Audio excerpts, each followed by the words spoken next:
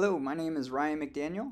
I recently did a presentation at the latest Azione Conference discussing some of the things that we did this year that was a little unique. And one of those items was creating Google Sites for each of our clients. Um, I wanted to take a moment and just review kind of what our Google Sites look like and how we use them, and then show you how to create them. Take a look. Decided we needed to be more organized. One of our primary objectives was to create a better user experience for our clients. In doing so, we were able to utilize some of the software that we already subscribed to and create a more unified area to save all the documentation, all of the contracts, of each of our clients, even their software. Um, so our Google Drive folders, this is the template folder that we've created, just contracts, design documentation. eNote, we used to use Evernote to hold a whole bunch of data. So that is just where we're bringing in, migrating old data into that. Invoices, project photos, any kind of punch list, and then software. Instead of just creating a boring folder that we could point a client to see items, we created a Google site for each of our clients. A Google site, here's what it looks like. So this is one of our clients. Right at the top, we say client since whatever year they became a client to thank them for their support over the years.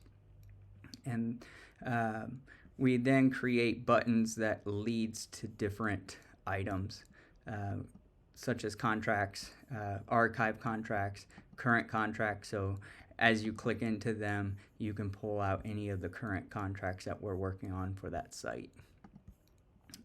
Invoices, any current invoices or archived invoices, just so they can always go back and see what they have done with us in the past. In the middle section here, this is an important part for us, the systems in your home. Basically, along the left-hand side are all the different subsystems that we supply and handle. And then on the right-hand side is just which ones they have in their house. For example, control system, Savant system, it's a pro host running 10.1.1. In the security system, Bosch with the cellular backup. Power management, Surgex UPS battery installed in 2022. Should install new battery in 2025. So these are just general overview of kind of the systems that they have in their house, video over IP systems, audio, etc. Down here, the passwords, we consider passwords very sensitive, so we don't want to put them on Google. We save them in Keeper, and then if the clients ever need any of the passwords that we have of theirs or have created for them, they can always reach out and get their passwords. Photos, these are job site photos. So when you click into photos, we have final install, phase 1, phase 2, any photos the sales team needs to gather, and then client pictures. We just wanted to create a Dropbox for them. If they wanted to ask us questions about pictures, they could send those along. Design documentation, this is where all the prints live, all the I/O, all of their drawings, that lives in the design documentation. And then punch list, any punch list we have. Support, right in the middle. Once we've created or have completed a project, we just wanted quick information to how to get to our support team. Of course, we go over this with the client on how to reach out to support, but just in case they need to remember. And then we create this things to consider section right at the bottom. These are items that we've talked about with them and or we just think would be good for their house. So we create this at the bottom so they could always refer back to this if they want to do further upgrades or see what we think would be good for them. And then at the bottom, leave us a review. That takes us right to our Google review site. So this is what the pages look like that we design for each of our clients. So now I want to kind of discuss how we go about creating a shared site. So this is our Google Drive folder. These are all our clients. And you could see up top the template folders. We just create templates and then rename them the client's name. So if I click on one of those, you could see those unified folder types. Also up here on the shared item list, this is all the people that can see, people who have access to the folder. So you can add people to this. This is where we add the client's name, email address, and then anybody they want added to the shared folder. We add builders, we add job site supers, designers, whoever wants access to some of this key information. So to create a Google site, here's all you have to do. In the upper left-hand corner of Drive, you hit New, and then go down to More, and then Google Sites. So we're going to create and share a site. So you could create a template and do it off a template, or you can build from scratch. I'll build one from scratch here so you can kind of see how it goes. First thing we do is create a site name. So Smith, say that's their last name, and then we're going to title that page.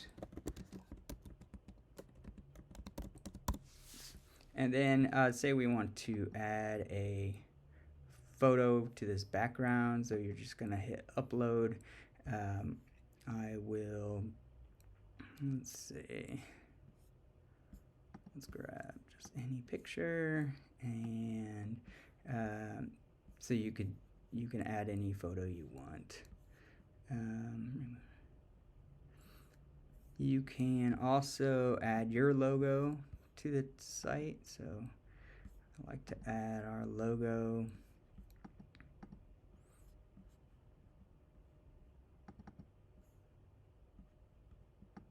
We label our logo the one we want, underscore Google Sites, so that we always know which one to grab.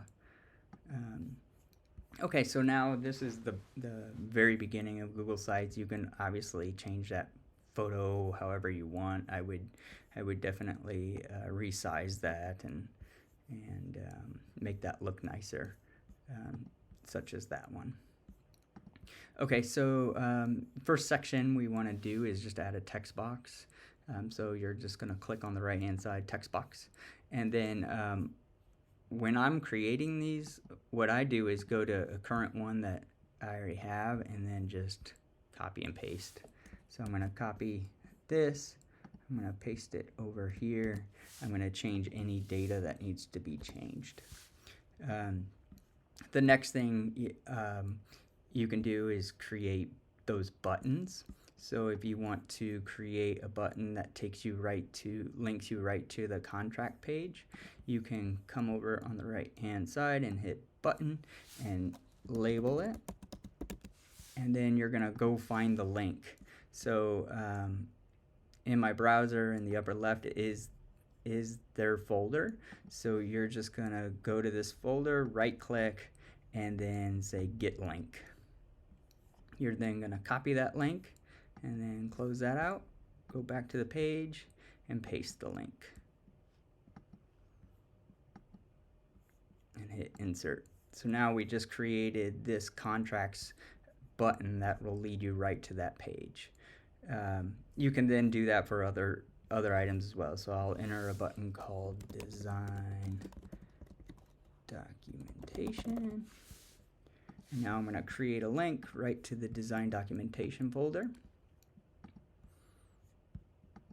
So you can link to folders, or you can link to documents themselves.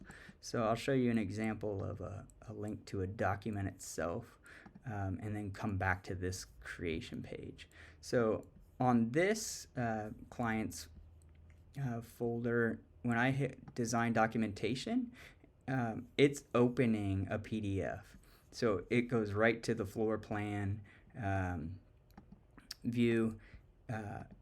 So you can link directly to a PDF, or you can go to a whole folder if you're saving a ton of stuff. Okay, so back to this project. So right in the middle, that's where we like to create that text box with systems in your home. So you can highlight that section, copy, paste, and then you can change this out. So say this has a Lutron QSX system, electronic shades. Maybe some of this stuff stays the same over time. Maybe this one had an 8x10 video matrix. You can change any of the things you need to do. Maybe this is a theater instead of a media room, so maybe I do a 7-2-4 system with an actual processor.